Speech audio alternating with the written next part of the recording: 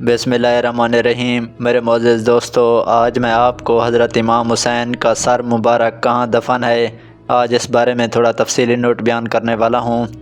Video شروع کرنے سے پہلے اگر آپ ہمارے چینل پر نیو ہیں تو ہماری ویڈیو کو لائک اور سبسکرائب کرنا مت بھولیے گا۔ رات گزر گئی تو صبح ان مقدس سروں کو نیزوں پر اٹھایا گیا، اونٹوں کی سواریوں پر مقدس بیبیوں کو بٹھایا گیا اور یہ لٹا پٹا قافلہ سوئے کوفہ روانہ ہو گیا۔ ظالم یزیدی اس قافلے کو لے کر کوفہ کی طرف روانہ ہو گئے۔ رات کو ابن سعد کے لشکر میں سے کسی نے کہا کہ حضرت امام زین العابدین کو بھی شہید کر دے، لیکن ابن سعد نے کہا کہ یہ بچہ بیمار ہے، اسے چھوڑ دو۔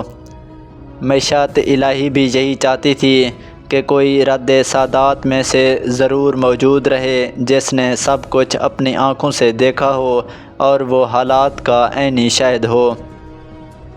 دوسرے روز لشکر یزید نے اپنی تمام لاشوں کو جمع کیا اور انہیں دفن کر کے روانگی کا اعلان کر دیا، مگر اہل بیت کی لاشوں کو دفن کرنے کی ضرورت بھی محسوس نہ کی۔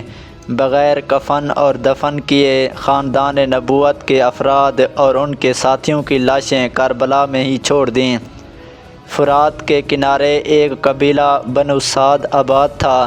جب انہیں پتہ چلا کہ یزیدی لوگ اہل بیت اطہار کی لاشوں کو کھلے آسمان تلے چھوڑ کر چلے گئے ہیں تو وہ فوراً وہاں پہنچے اور شہداء کے مبارک جسموں کو کفن دے کر دفنا دیا۔ یزیدیوں کا قافلہ اہل بیت کرام کے ہمراہ کوفہ میں داخل ہوا اور شہید کے تمام سر ان کے پاس تھے۔ وہ سب ابن زیاد کے سامنے پیش کر دیے گئے۔ سید الشہداء حضرت امام حسین کا مبارک سر خولی کے پاس تھا۔ وہ کسی وجہ سے بروقت دربار نہ پہنچ سکا اور سر مبارک کو اپنے گھر لے گیا۔ خولی اپنی بیوی سے کہنے لگا، آج میں تیرے لیے دنیا و جہان کی دولت لے کر آیا ہوں۔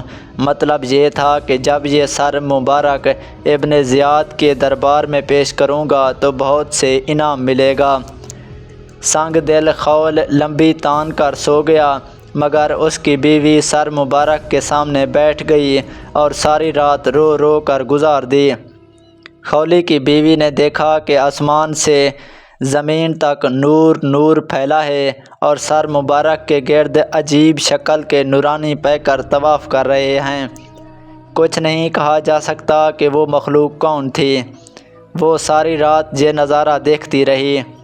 صبح ہوتے ہی بدبخت خولی سر اٹھا کر اور امام پاک کا مبارک سر لے کر ابن زیاد کے پاس گیا۔ امام علی مقام کا مبارک سر باقی سروں کے ساتھ اور خانوادہ رسول کے باقی قیدیوں کے ساتھ اس بدبخت ابن زیاد کے تخت کے سامنے پیش کیا گیا۔ وہ بدبخت اس وقت تخت پر ہی بیٹھا تھا اور اس کے ہاتھ میں ایک چھڑی تھی۔ اس نے چھڑی کے ساتھ حضرت امام حسین کے دندان مبارک پر ایک ضرب ماری اور نازیبا گفتگو کی۔ حضور پاک کے ایک کمزور نظر والے صحابی جو وہاں موجود تھے وہ بہت بوڑھے تھے، ان کا نام زید بن ارقم تھا۔ ابن زیاد کی چھڑی جب حضرت سیدنا امام حسین کے لبوں پر دیکھی تو چیخ اٹھے اور کہا، کچھ تو حیا کر، خدا کی قسم میں نے اپنی آنکھوں سے رسول اللہ صلی اللہ علیہ وآلہ وسلم کے لبوں کو ان لبوں کو چومتے ہوئے دیکھا ہے۔ ابن زیاد کہنے لگے، اے زید، اگر تم بوڑھے نہ ہوتے تو تمہاری گردن بھی میں ابھی اتار دیتا۔ ابن زیاد نے اس سب کے بعد یزید کی خوشنودی کے لیے حضرت امام حسین کا سر انور اور دیگر سروں کو جلوس کے ساتھ اور خانوادہ رسول کی پاک بیبیوں کے ساتھ یزید کی طرف دمشق روانہ کر دیا۔ جب یہ قافلہ دمشق کی طرف روانہ ہوا تو راستے میں ایک گرجے کے قریب پڑاؤ کیا۔ وہاں انہوں نے جلی حروج میں ایک پہاڑی پر سرخ رنگ کے ساتھ یہ شعر لکھا ہوا دیکھا، جس قوم نے حسین کو قتل کر دیا ہے، کیا وہ قیامت کے دن ان کے نانا جان کی شفاعت کی امید رکھ سکتی ہے؟ اہل قافلہ نے جب یہ شعر پڑھا تو ان کے رونگٹے کھڑے ہو گئے۔ وہ یہ سمجھنے سے قاصر تھے کہ اس پہاڑی پر ایسے انداز میں یہ شعر کس نے لکھا ہے۔ ابھی وہ حیران و پریشان ہو رہے تھے کہ قریبی گرجے سے ایک پادری ان کے پاس آیا تو اہل قافلہ نے ان کی آمد کو غنیمت سمجھا اور اس سے پوچھا کہ یہ شعر اس پہاڑی پر کس نے لکھا ہے اور یہ کب سے لکھا ہوا ہے؟ وہ راہب کہنے لگے کہ یہ شعر تو یہاں ہمارے بڑوں کے زمانے سے لکھا ہوا ہے۔ راہب نے پوچھا کہ یہ نیزے پر سر کس کا ہے؟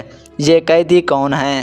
راہب کو بتایا گیا کہ یہ سر حسین ابن علی کا ہے اور یہ بیویوں انہی مقدس خاندان کی ہیں۔ وہ راہب کانپ اٹھا۔ 10,000 دینار کے بدلے میں اس راہب نے ایک رات کے لیے اس قافلے سے سر حسین لے لیا۔ چنانچہ قافلے نے ایک رات کے لیے وہیں پڑاؤ کیا۔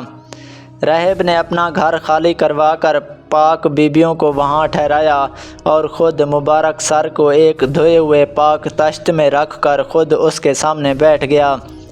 خیر یہ الگ واقعہ ہے کہ کیسے اس راہب نے پاک بیبیوں اور سر مبارک کی خدمت کی، جو یہاں بیان کرنا مقصود نہیں۔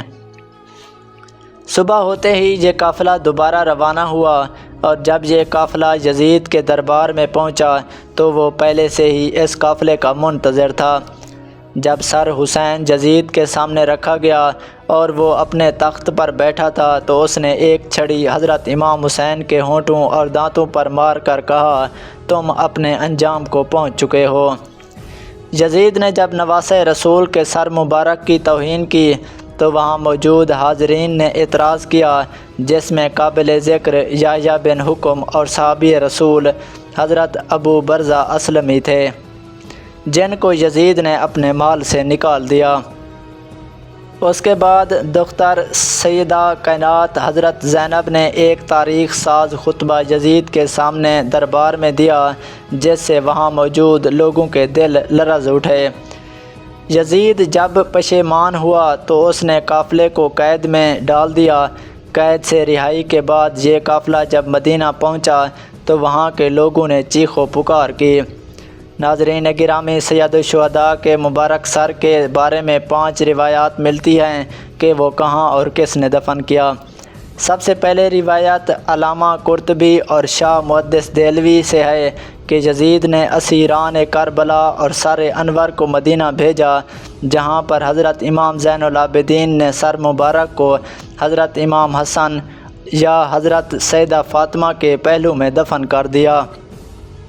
دوسری روایات میں ابو ریحان البیرونی کہتے ہیں کہ اسیران کربلا نے 40 روز کے بعد کربلا واپس آ کر سر مبارک کو جسد مبارک کے ساتھ ملا کر دفن کیا۔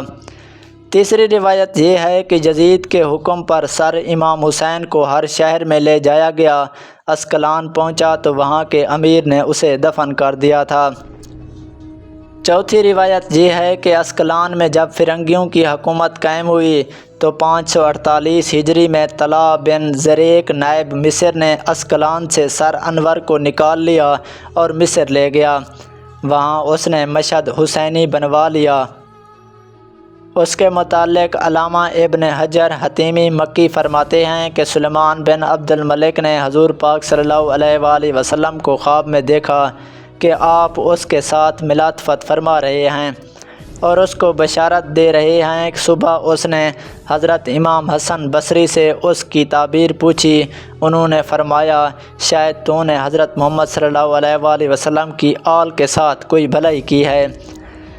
اس نے ہاں، مجھے ایک ہی بات یاد ہے، میں نے نواسہ رسول حضرت امام حسین کے سر مبارک کو خزانہ یزید میں دیکھا تو میں نے ان کو 5 کپڑوں کا کفن پہنایا اور میں نے اپنے ساتھیوں کے ساتھ ان پر نماز جنازہ پڑھی اور انہیں قبر میں دفن کر دیا۔